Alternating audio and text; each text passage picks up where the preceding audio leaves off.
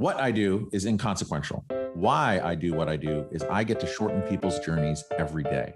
What I love about our hospitality industry is that it's our mission to make people feel cared for while on their journeys.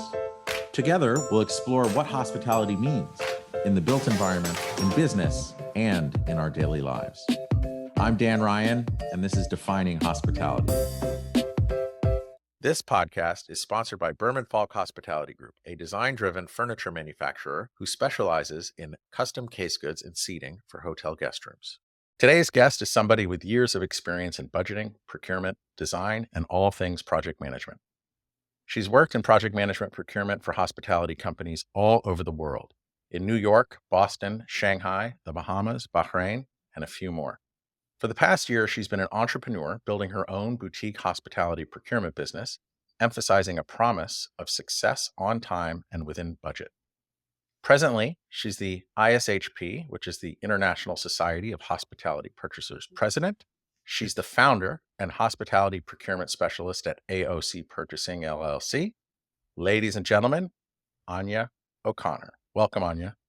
Thank you, Dan.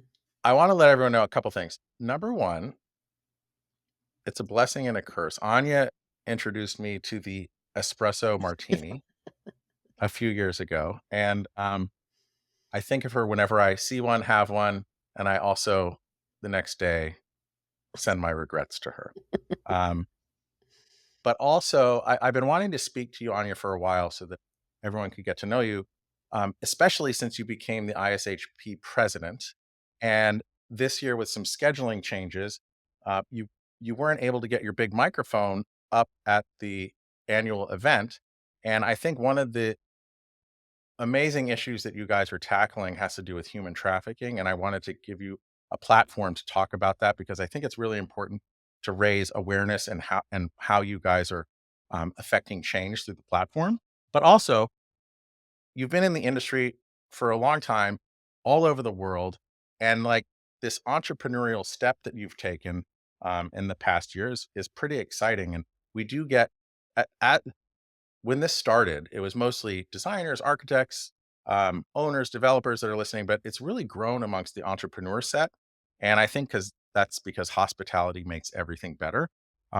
So I want to dig into that with you as well, and other things. We'll just see where the conversations goes. But I just want to thank you for being here, for putting yourself out there. And before we get into the conversation, what's kept you in hospitality for all these years? I think it's just I was an art major in college. I didn't really know what I wanted to do. I was a little unfocused, but I had a good time. But and then of course when I graduated, I didn't really know what to do with that. I got a job with a company in Boston that is a condominium developer. And I just got a job in the office, a construction office, helping people pick out their finishes for their condo. And that's kind of what started, realizing that this industry even exists. Obviously, we're all aware hospitality exists, but the people that make it all happen and the design and the construction of it and all of that. So that kind of piqued my interest in it. It still kept me in a creative world and dialogue with people that I found interesting. And um, then I moved to Miami, and on monster.com, aging myself, I found a job with um, the Parker Company in Miami. I'd never known about hospitality purchasing, anything like that. So I thought I could take my experience from what I had done in the construction office, and it worked out. It transitioned well, and I was with them for a very long time and really learned everything I know.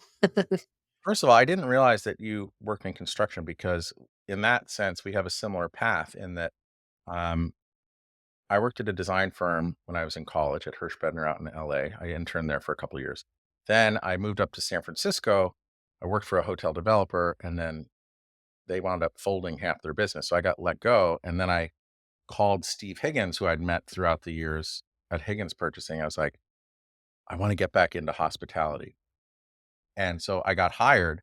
And then I saw that what I loved about purchasing it was that we get to take all these designs and act as in the in between to make them a reality, and all with under the envelope or under the umbrella of hotels and travel. And I just I loved it, and I didn't realize that about you too. So that's pretty cool. I would share that sentiment for sure. I love I've moved around a lot in my life. I've traveled a lot. I enjoy that aspect of our industry as well. I love like, oh, I gotta go to this install. It's in the Bahamas or wherever. It's like, yeah, it's not a bad industry in terms of seeing the world.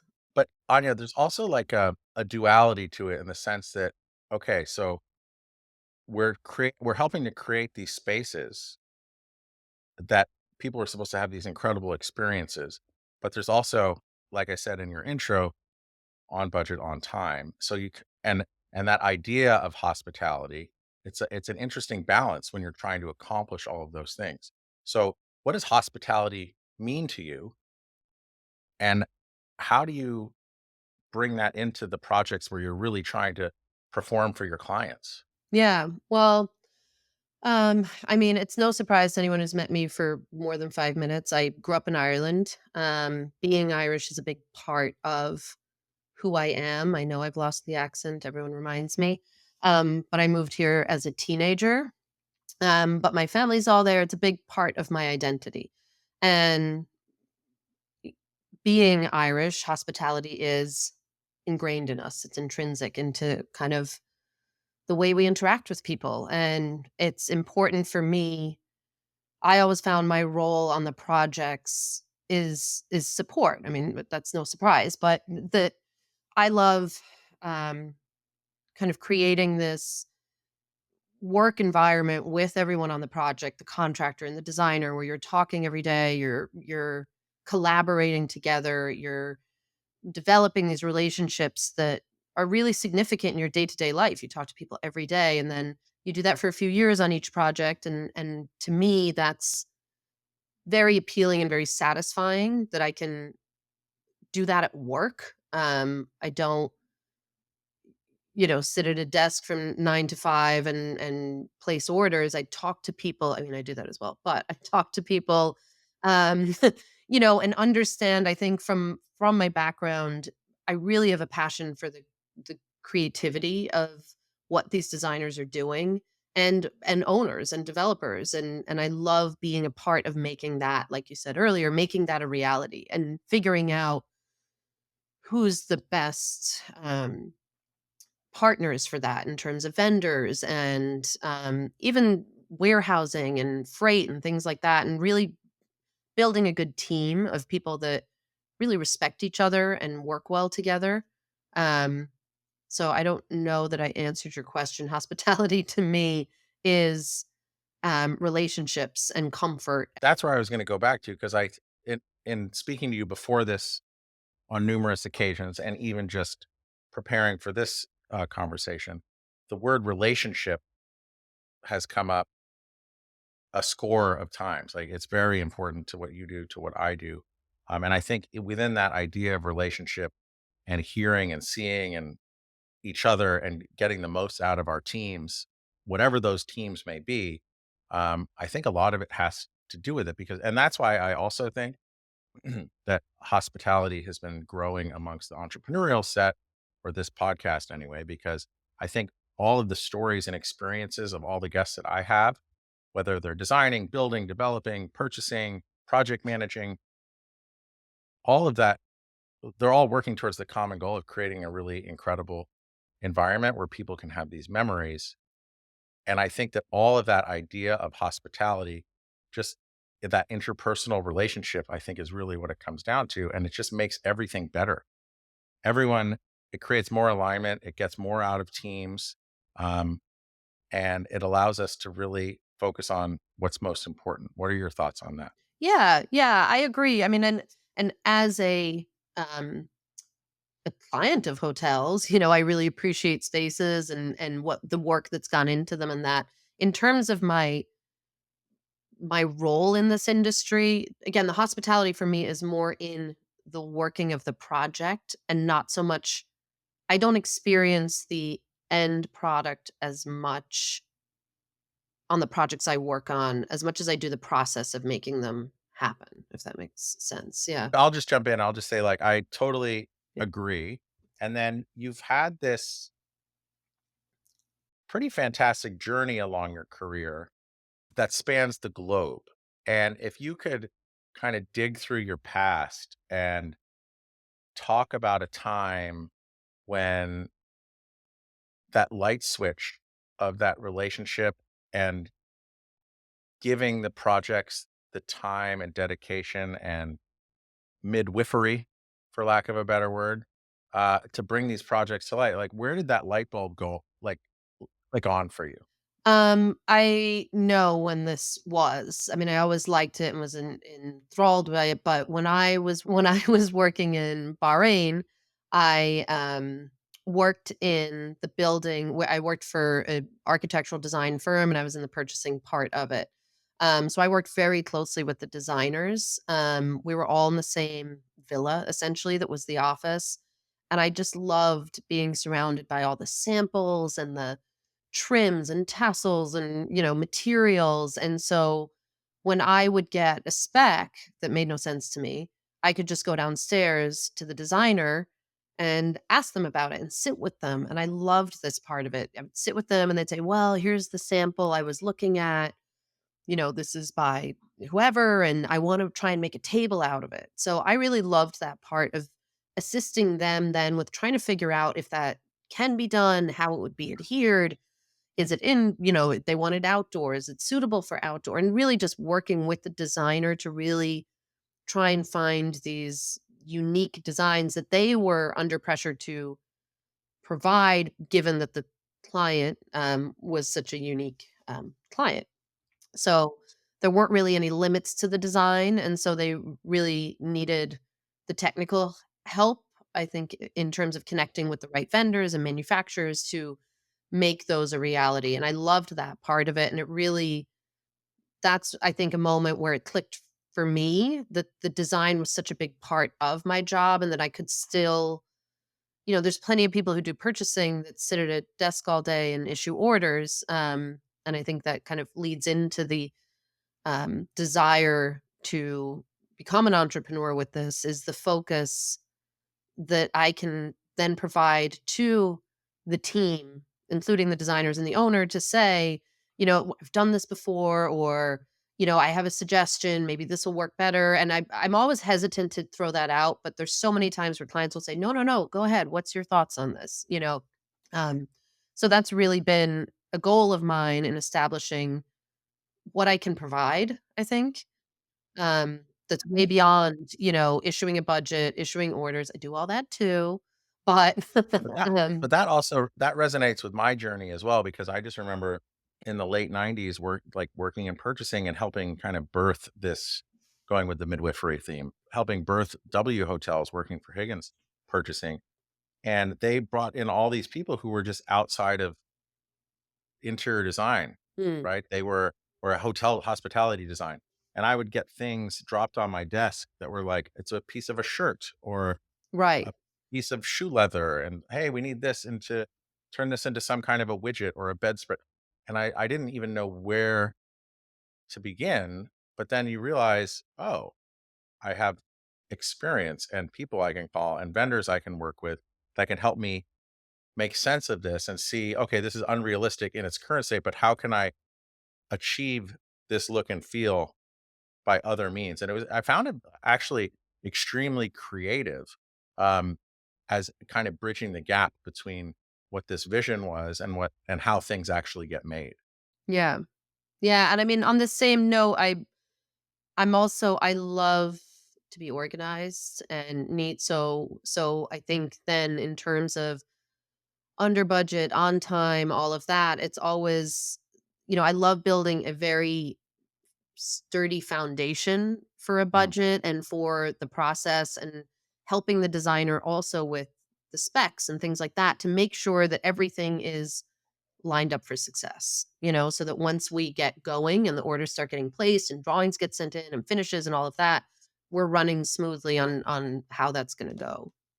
Um, And what I'm hearing you say as you're talking about that, and I think that all there's so many different players in opening a project, right? And that if I were to, I like making spectrums of things because I think it's not really like it's not like just these buckets or it's not like a binary thing, but it's almost on one end of the spectrum. It's like combative, right? Okay, we have this date, we have this budget, this has to be opened at all costs, and that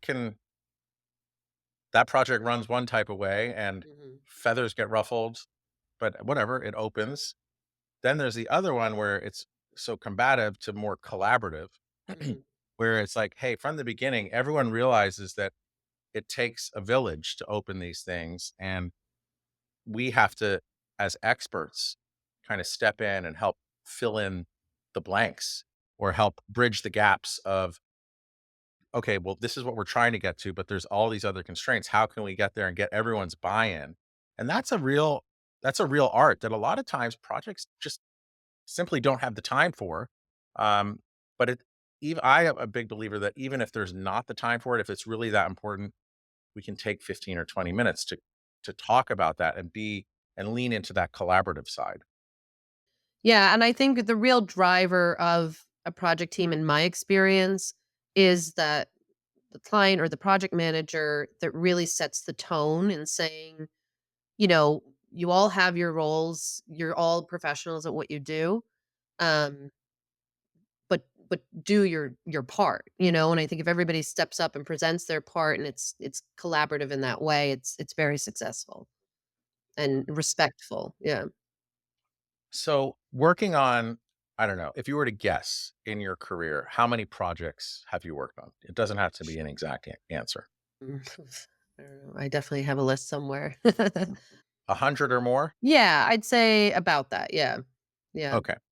So, in doing that and doing things and learning and evolving with all of those projects, and each one kind of like going back to that laboratory feeling that you just described in Bahrain, where everything was kind of there and you're learning, you're able to deep dive into it. At what point over the course of that did you say, you know what, I've learned a lot, I'd like to share a lot. And then when did you begin the steps on that path to leadership within ISHP? Because and the reason why I'm asking this is for all those listening, there are many different organizations that are aligned with our vocations. And you just kind of have to know where to find them. And also, it's not easy, but if you really want to get involved and like help impact others, there is a path to take. And I'm curious what your path was because I'd love it to help inspire others to help get on the boards or committees of all of these organizations that are around. So, like, walk us through your process of why and how. Yeah. Well, I mean, my one of my mentors, I suppose, was on the board and kind of introduced me to it. Um, and so that's really how I got involved. I think, um, I started off as treasurer. I was there through COVID, which was a confusing time for everything, but also, not having events, not really asking people for money, anything like that, because it was such a tumultuous time. Yeah, and then I went to vice president and then president for the last 2 years. ISHP is a International Society of Hospitality Purchasers, so it's a you know business group or a society essentially. We're not a not for profit. So what we do in terms of the fundraising, and we've had different causes over the years. Hollywood Heart was a big cause for a long time. And then we've transitioned in the last few years to support the No Room for Trafficking initiative through the AHLA, the American Hotel Lodging Association. It's really their cause. They raise the money. We kind of raise it as a what would you say, supporter, and then issue it to them for that cause. The big draw on that is that trafficking has always been around, and it's a huge industry, lucrative industry for the people that partake in it. But what the No Room for Trafficking initiative does is it provides training for hotel staff to identify victims, and then also how to react and interact, and what to do if they're made aware that someone is being trafficked in that moment. At our events the last year and the year before, we were joined by the AHLA group to show videos about that, and we'll put those up on the ISHP website, a link to those, where it shows hotel staff that were directly affected by this, where they said, I was given the training and I identified it and I was able to lead this person to safety, and the cops came and they arrested these people, whatever. And the tragic part about all that is the hotel staff then said it made me realize how many times in the past this was happening and I didn't know enough to identify it or to help. So we're just in such a, a poignant part of that industry to be able to make a difference, hopefully. Yeah, it's like it's almost like ground zero of that, right? Because they need hotels to sleep, to get on to the next spot and go on. When I first saw that, I guess it was 2 years ago when you guys started championing that. Everyone, you have to imagine you're in this kind of ballroom, people are having drinks and talking, and then this video comes on, and it was really intense, and it Yeah, really I just get struck me chills. that total chills. It quieted the whole room. Um, and it didn't realize that, like, it's all happening everywhere under our noses. And I also wanna commend, because I've actually wanted to talk to you since around that time, to talk about this, because I also wanna commend Carl Long, who was the previous president, because after the silence and everyone is, like, really impacted and shocked, he gave, like, a really incredibly impassioned speech that was like, okay, if you weren't shocked by that, like, he just did something where he, like, really put an exclamation point on everything, and it really, I mean, it was a powerful moment for me to realize that, you know, whether we're realizing it or not, like, it's all happening there. And I think that the takeaway that I'm getting is not just how to identify it, but how to identify and intercede safely so that, there's no collateral damage. Like, I can't even imagine the stress of the person who recognizes it behind the counter, or a room attendant, and then how, just the framework of how to do it. So I just really want to commend you guys at ISHP for really bringing that front and center, and AHLA. So for everyone, because I think it's something that maybe people didn't talk about. Unfortunately, yeah, we don't think about it. We don't talk about it, and hopefully, again, as you mentioned, this year our fundraiser is on hold. We're actually planning on rehosting in 2025, and count on everybody's support.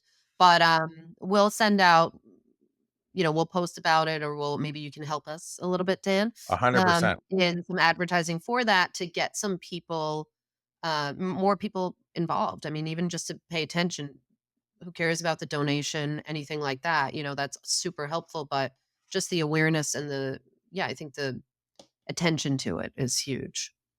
Thank you for sharing. And then, Mm. so talking about working your way up as a treasurer, then vice president, and then president, um, you've seen other organizations within our industry, whether it's IDA or NEWH, or there's an alphabet soup of them. If there's people listening who are earlier in their career, um, what what would you share about the benefits, just like personally, like, as far as, like, how making you feel good, like you're making a difference, but also the benefits of just career path and networking, like, what kind of advice or experience share could you give to other people who may not know or are considering dedicating some of their time towards these, organizations? Yeah, I mean, without a doubt, it's beneficial, for the organization. It's always good to get new people, younger people, more energy into these boards or these organizations that need kind of new focus. I mean, things are changing so quickly. There's a lot of developments that I think, we're trying to do it as well this year. We have a great new board coming on in November. A lot of new membership that we've drummed up as well. That is kind of a fresher take maybe on some things, and it's just nice to get that perspective. In terms of personally doing it, it's just great networking. It also gives you a avenue to attend other events that you might not have attended because you're part of that um, board and part of that organization. A lot of times it's not a lot of work, it's something I think a lot of people stay away from it because they go, "Wow, I'm so busy at work, like there's no way I can do that." And it's really, in most of these organizations, it's not a ton of work. There's more focused committees that might focus on the fundraiser. So, as the treasurer, you might be writing one check a year and taking in some, you know, checks and depositing them. It's really, I think a lot of people are intimidated by the amount of work it might be. And it's worth it to ask those questions with whatever organization you're interested in getting involved in to see, everyone can spare an hour to contribute. I wanna take that experience and that path to leadership within our industry for you, Anya, and I don't know if it's possible, but how did that help kind of give you the courage to take the steps towards entrepreneurship and hanging your own shingle up on the wall outside? It was never really a goal of mine to, oh, I'm gonna get all this experience. I'm gonna start my own thing. That was never really the target. Um, and I started a family. I have two young boys, Brendan and Eamon. And they, it just the balancing. I was kind of thrown into this reality that most women are in, where you're trying to work and be a mother and be a wife and be a friend and a daughter and all those other things. And I think in a lot of industries, but especially in our industry, it's very consuming.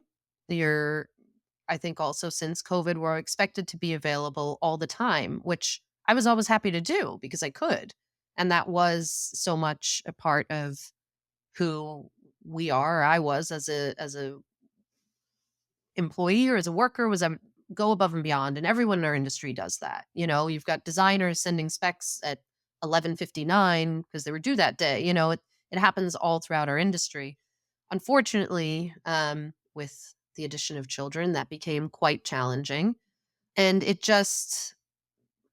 think it just evolved into this. I needed to kind of step back. I wasn't able to, going back to what it means to me to be in this industry and what it means to me to do this job is the connection with people and the quality of work that I'm providing and the quality of information and relationship that I can provide. And that was, um, I didn't feel like I was providing it to the level that was making me proud because I was stretched so thin. So I decided to take a step back for a moment, and it was really just a moment, because the work doesn't really stop. And you can't send your kids back. You can't send your kids back. You can send them to a very expensive daycare all day that you need to work to pay for. So that's where you end up. Yes. So yeah, so I just really, again, it wasn't really this huge big goal of mine, but it just evolved, and I think that's just the most beautiful part about it. And it's the same with my entire career. It's just been one step after the other. Like, you know, do you want to go? And luckily, I was flexible with travel and I didn't have kids at the time. Do you want to move here and do this? Sure, why not? And it just kind of evolved into the career I've had. And also, similarly with AOC purchasing, is it started trying to consult a little here and there. And now I'm just taking on more projects where I can focus on that work family as well on each project, that relationships that really make my work enjoyable. And I've been able to focus more on my kids as well and my family and be able to spend the quality time I want to in my life with all aspects of my life. I never don't want to work. I never don't want to be in this industry. I love it. I'm passionate about it, but it's a balance really, and I think that's what helped me take the steps necessary. Of course it's daunting, but it's just one thing after the other. Okay, well, I need to have a website in order to get a trade account. Okay, I'll set up a website, and you just do one thing after the other. And before you know it, you have your business cards, you have your business, and you have some clients, and you have a website, and you're, you know, doing it. Hey, everybody. We've been doing this podcast for over 3 years now. And one of the themes that consistently comes up is sustainability. And I'm just really proud to announce that our sponsor, Berman Falk Hospitality Group, is the first within our hospitality industry to switch to sustainable and recyclable packaging, eliminating the use of styrofoam. Please check out their impact page in the show notes for more info. So, if we go back to when you were talking about your experience in Bahrain, and I don't, if you're listening, you probably didn't see this, but in the conversation with Anya, and then also previously talking to her, she really lit up as she was talking about that time. Image I had in my head was like she was working in Santa's workshop kind of thing, and just got to really dedicate time to those relationships, which in her what she just said here is probably the 25th or 28th time you said the word relationship.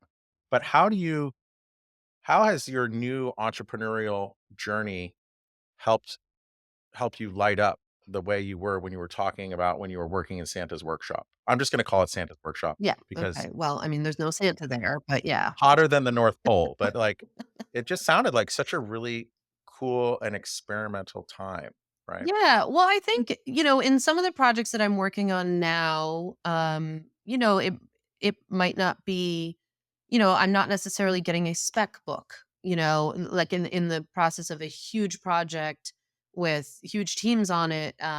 So I'm being given the or I don't want to say given, I'm being like appointed a role a little in assisting as well with the documentation, but the process, like all of that. And so it's a teaching experience for me to be able to say, this is the process. Oh, by the way, you need to select the finish now because that then goes to the vendor once, you don't want to waste time once the order is placed trying to figure it out and kind of helping people, or guiding a team more than oftentimes on larger projects, you're just issuing the orders. Mm. I think it goes back to that idea of in the spectrum of combative to collaborative, it's really much more on that collaborative side and taking your experience and nurturing each project, right? Yeah. Yeah.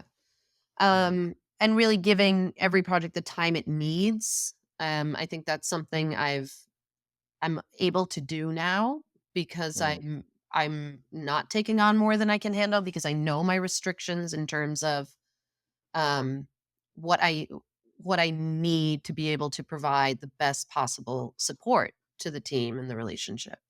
Again, it's that whole nurturing thing. So Mhm. if I mean, you've worked all over the world. You've worked on scores and scores of projects. Uh, Now you've gone on this path of leadership within the ISHP. Um, you've started your own company. If there are any other new moms or people considering a family and balancing work life, like what have you learned? I mean, I could do a whole podcast on this subject. It's a really, really deep, expansive topic. It's different for everybody. Where it's so ingrained in us to be separate. I think it's a shame in our industry. I don't know the statistics, but just from going out with people and going to events, there's a lot of women in our industry. There's a lot of moms. So I just want to I want you to keep going, but I want to pause you there because of the thousands of listeners that we have every month, there's like these demographic things you can get from all the podcast publishing people. And this podcast, when I last checked, has 75% more female listeners than your average podcast. So I think what you're saying right now, and I'm sorry to like interrupt your train of thought, but like I just wanted to put a punctuation mark on that because I think this will really resonate with the listeners who are out there, whether they're considering having kids, have kids, or not having kids. I just think it's really useful. So I want to thank you for the vulnerability of putting yourself out there and sharing your experience because again, it's your experience, but I think we all stand on the shoulders of those before us. Yeah, I mean, if I can. not even encourage, support one mother listening to this. It's, that you are enough, and it's, you know, you can't be everything for everybody, but you can be everything for yourself. And so what you need to be for yourself, you know, is as good a mom as you can be and as supportive an employee as you can be. And just really, I think once you find a balance, it all kind of clicks into place where this is what they mean when they say you can do it all. Because when you're in the weeds, you're going, there's no way someone can do it all. Have a job, have kids, you know, have everything else that you want in life. There's no way this can be. But once it's hard when you have babies, you're in such a thick fog. I mean, you've Mm. had kids as well, from the outside, but it's such a thick fog. And it's really, I think if you can hang on through it and not put too much pressure on yourself and really just, be your genuine self and unapologetic for the fact that you have a family and that is part of who you are, it doesn't diminish how good you can be at work. If Mm. anything, recognizing it can make you better because you're not trying to hide one from the other. If that's I've also learned an interesting tool to, as you're speaking this, it just reminds me of like all these learnings that I've had. But there's this one tool, I forget what it's called, but imagine a wheel, and then it'll have like spokes of the wheel, and the spokes of the wheel could be family, personal, health, spiritual, business, whatever. You put all those spokes on, and each of the spokes from the center of the wheel to the outside are 0 to 10. And it's never, well, I'm sure there's some people out there where it's a 10 out of 10 everywhere, but those wheels always change and they get lumpy. And if you imagine being on like on like a horse cart with that kind of wheel, it's going to be pretty lumpy and bumpy most of the time. And I think what made me think of that was you talking about there's all these plates that are spinning, and I think it's our job to kind of step out, and it's hard to do sometimes, and take stock and see where we are. How lumpy is that wheel? And what can we do to smooth it out? It might not all be tens, but shit, if we can get it all to be sixes and divert some energy to somewhere else, or get it to be sevens, it's progression. But I think without the awareness of how bumpy that ride is or how lumpy that wheel is, it's really hard to do it. So if I could go back, tap back into your experience of when um when you were in the weeds, like you said, like I heard you say, and you were you how did you know? Like, what did you do for yourself? What gift did you give yourself to be able to step out and kinda pull your head up and just take stock? Yeah, I think I think we all wish it was more glamorous than this, but I think mine was, I was working on like 12 projects. I had a 3-year-old and a newborn, and it took me, I think, kind of getting a little bit angry and just saying, like, I can't do, admitting it, like, I can't do it all. And it's not Mm. fair to myself ultimately, but it's not fair to my clients. It's not fair to my family. So I think it just, again, I wish it was more glamorous. I wish it was more of a like, oh, I read this book and it made me realize or whatever. But it was more the pressure got a little too much, and saying like, stop, something has to change. Um, so I think that's really, yeah, was it just got too much. And I hope it doesn't, if I can guide anyone else, if you're feeling that way, it's okay to say it's too much. And I think a lot of us in just the course of our lives, we don't take that time to just check in. And there's Yep. 100 ways to check in with yourself, 1,000 ways. Um, it could be going for a run, a walk, doing a yoga class, It sitting could with a just be sitting still for 5 sitting minutes. still and meditating. Yeah, breathing, focusing on each breath. I mean, I've been in places where, they say take everything one day at a time, but there were times where there was so much stress in trying to like figure out what step was coming next that, literally it's like hour by hour or minute by minute. Like, what the hell is going on? And that's okay. I think we all try and put on this armor and kind of go to battle every day. But I totally agree with you. It's okay to say, I can't do this, or Where they say it's okay to not be okay. Yeah, yeah. 100%. Yeah. And I mean, yeah, I'm just glad I got to that point and I needed to speak up and to make a change. And I mean, it's been a world of difference. I'm so much calmer. I feel more present. I can give my clients the attention and time that they need in a much more focused environment, you know? And then as you think about this kind of intentional path that you've been on or intentional Mhm. change path that you've been on, um, do you have any check-ins with yourself or husband or family about, "Hey, I'm approaching that ceiling or I'm approaching that threshold."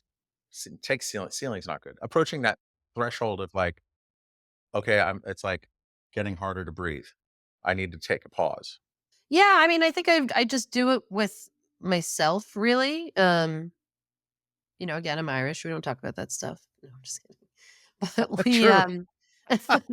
I do with myself where I kind of know, this is getting stressful. I mean, I think I have dabbled with meditation and things like that. So it is helpful to take that break and take that breath and kind of say, okay, what's the priority? How can I do it all? And really just, yeah, like you said, step back from the plates and say, okay, I see the problem here. I can see, and really that's taking a breath. And I think again, listen, it's very hard. And a lot of people listening will say, like, yeah, I wish I could take a break. We can. It's all about prioritizing yourself, really, and making that a choice. 100%. Yeah. Um, and if we go back to like when we started our careers, I think, and you go back to that Santa's workshop or the piece of shoe leather or shirting that was dropped on my desk and I had to figure out how. That was a time when you would have to take that and put it in a FedEx pouch or fax something or wait for a roll of drawings. There was almost a way to compartmentalize each project because you were always waiting for things. And I think now I sound like my grandfather or my dad. Just like now, every communication is so fast. There's not a time to take a breath unless you really put these boundaries on work time, personal time, family time. And it's really hard to do that. And I struggle to do that. It's hard to do it, but again, it's I think it's internal. It needs, I'm never gonna tell a client like, "Oh, I can't do that, my kid's home," or anything like that. Like I still won't do that. But it's more internally knowing and being able to balance like what's coming down the line. And obviously you can't plan for everything, but I think just being open about it. I think to your point, I mean, I'm sure people have talked about this 100 times. We're so available. We're so available anytime. You didn't answer your phone, I'm going to text you. You can't not text back, Mhm. right? I mean, I texted you. You might be in a meeting or whatever, but there's no, like, I miss those days of going, I'm not that old, but I miss those days of going on an airplane where you couldn't go online. Yes. I love it when the Wi-Fi is broken. Yeah. And you're just like, I'm just going to sit here and look out the window and, yeah, it's rare to find those moments, but it's up to us in this day and age to make them for ourselves. Nobody's gonna make them for you. So I want to go back to the other word you said, relationship. That's really important. And when you think about hospitality and that interpersonal relations on every project, it really resonates with me. So if you were to paint a picture of your perfect project Mm. with the relationships involved or types of relationships involved, um, what does it look like? Like what type of people are they? What type of project is it? Like just paint a picture of like what perfect might look like. Yeah, I mean, if I could name names, I'd name names, my perfect team, because I've worked with them all. In as far as there's people I refer back to and go, "God, I loved how he did that." Like a developer owner I worked with, and he was just, like I said earlier, so respectful of people's jobs. That's up to you. You're the architect. You tell me what's right and wrong, and I'll, guide the answer. But he really let everybody do their job and acted as kind of the mediator between them all. Like, and it was really respectful in a very, you know, bossy New Yorker manner, but it was very respectful. Um, I would have a designer that's very much like a designer I work with, and she knows I talk about this all the time, was so calm with everything. When the clients change things, when everything goes crazy, I would get on the phone with her and be like, "How are you so calm?" And I really, there's people you work with where you want to take that from them as well. Like, next project, I'm going to channel that person to really be, it's not emotional, just not, doesn't get wrapped up in reaction. It's more solution based um work. I also like people working with people who are funny. It makes things go easier, that can really enjoy each other's company and crack a joke here and there, and it helps move things along. But yeah, ultimately, people who are ready for the next project already. So they want to get through this and do it well and be proud of it. And then, there's teams I've worked with where you wish you had another project together, especially since you've done one together already. And it would be, I like the idea of working with the same clients because then you go, I don't need to call them out what mattress they want. I know exactly what mattress they want. Yeah, and then so going with architect designer, then what about like owner's rep or project manager or owner developer? Like how would you what types of feelings or emotions would you attach or ascribe to each of those? Yeah, I think with owner develop like I love it when they're really passionate about the project. Like it's something they've really been focused on. It's difficult in my role. Sometimes, as I said earlier, you just get pushed the papers. Like, here are the specs, do it. I love getting involved. And a big part of being in New York is that I get to sit in on a lot of these meetings that I wouldn't if I was in another state and they'd have to fly me in to do it. So I get to sit in on these meetings about the guest experience and about like why this design doesn't work or why the owner has a preference.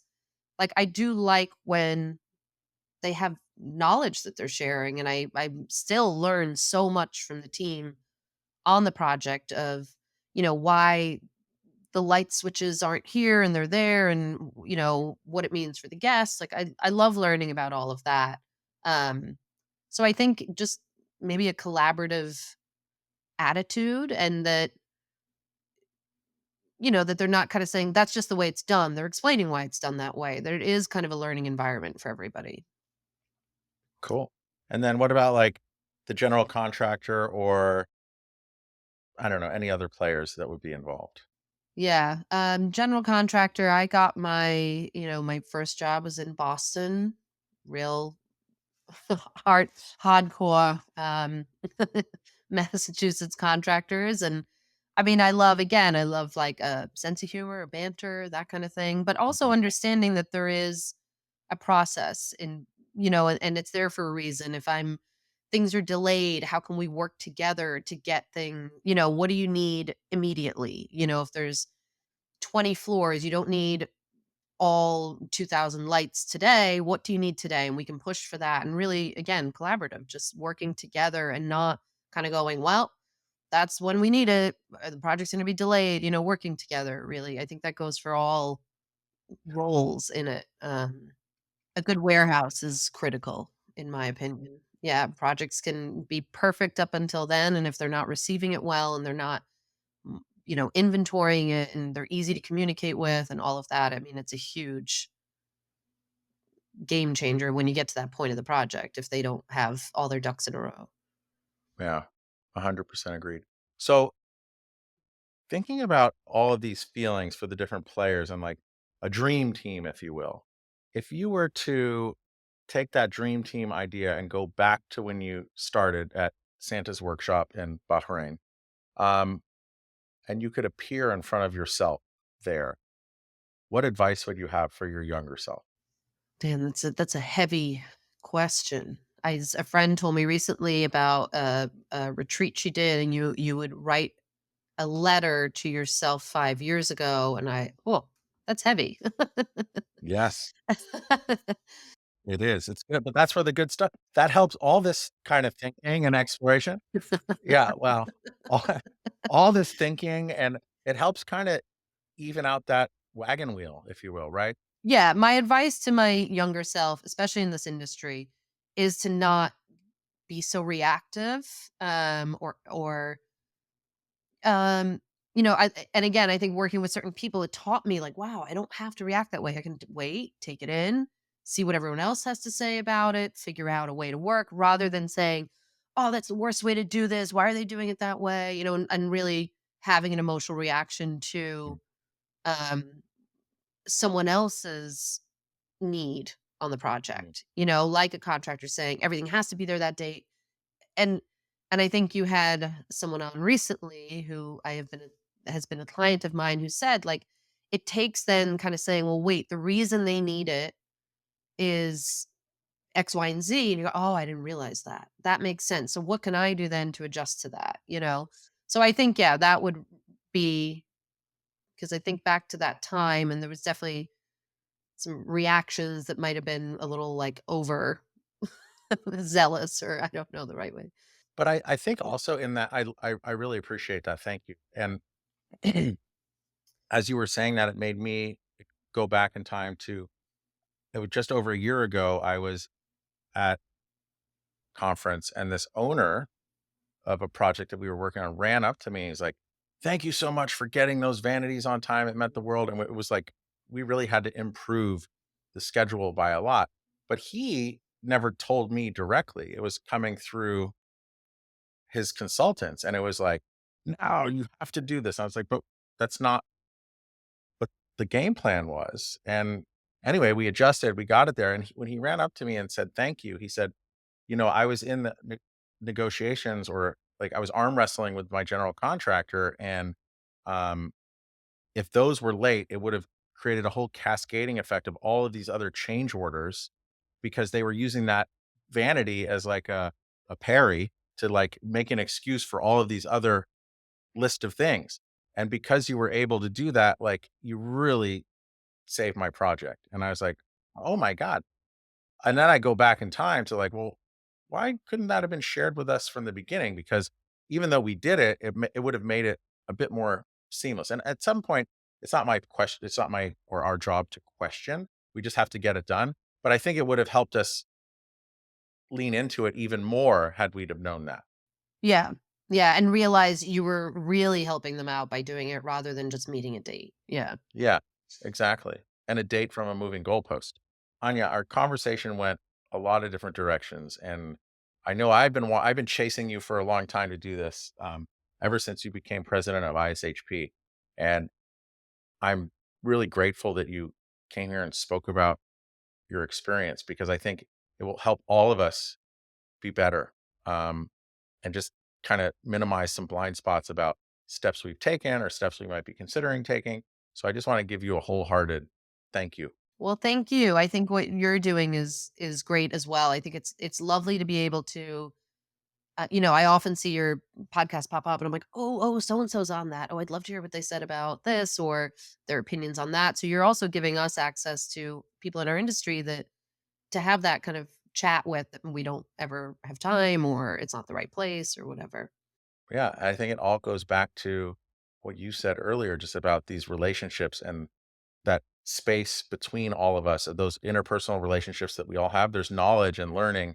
And again, that's what lights me up is being able to shorten other people's journeys. And I think your sharing today is going to help give confidence to somebody else out there or a few other people. So I appreciate it. Yeah, I hope so. I hope so, and yeah. If people wanted to learn more about you or AOC, like what's the best way? Yeah, I mean, I'm LinkedIn, I have a website, I'm sure you'll link them all below. Well, thank you, Anya, and thank you, everyone, because without you guys listening, we wouldn't be here having these great conversations. And this is the favorite part of my week. So thank you for helping me create a platform where we can share and kind of get to the heart of the matter. So I appreciate all of you. Please pass this along. Please subscribe. Please like. Please leave comments. It all helps get the word out. I appreciate you all very much. Thank you.